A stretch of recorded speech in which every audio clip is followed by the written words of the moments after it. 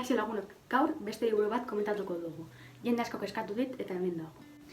Liburua ikusezin edo invisible deitzen da, eta Eloi Moreno da bere idazlea. Lehenik eta behin, liburuari buruzko informazio apurtxo bat emango dizuet. Esan dudan moduan, Eloi Moreno da bere idazlea. Liburuak 289 hori ditu, bere argitaletzea denon artean da, eta Amazonen 15,5 euro balio du. Aspalditik, mutil bat gaur esnatzen da mintzakonarekin eta entzungor egiten duen bi batekin, ospitaleko gelan. Bi egun igaro ziren istripu gertatu zenetik, eta bertan, ikusezina izateko ahalmena galdu zuen. Hau eta gero, liburuko beste atal bat hasten da, eta hor, protagonistak bere historia kontatzen hasten da. Deitzen da, monstruak.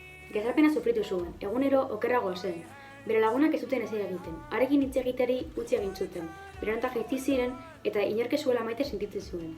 Gehien gertatzen ziona, gertatzen ari zena ikusten zuen jendeak ez zuela zer egiten zen. Horregatik, sinesten hasi zen ikusezina bihur zitekeela. Batzuetan, ikusezina izan nahi zuenean, jende gehiago ikusten zuten. Aldiz, denak ikusten nahi zuenean, bere gorpua desagertutzat hartzen zuten. Orain, jorratzen diren gaiak esango dizkizuet. Liburua, gezarpenari buruzkoa da batez ere, baina zoritxarrez, suizidioa ere jorratzen da. Haur baten begian bidez, gutako edozinena izan daiteken historia kontatzen du. Nork ez du inoiz ikusezina izan nahi? Nork ez du inoiz izateari utzi nahi izan? Liburua nahiko tizta den arren, badaude asko gustatu zitzaizkidan atalak. Gehien gustatu zitzaidana, hau da.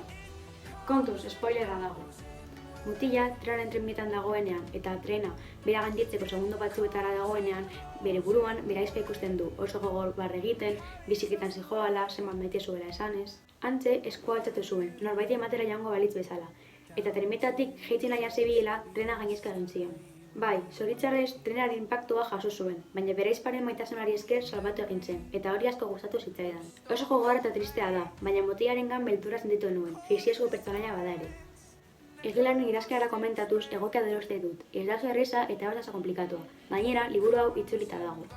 Liburu hau asko gomendatzen dut, nerabe guztiek irakurri beharko luketela uste dut, mezu oso garrantzitsua bidaltzen du.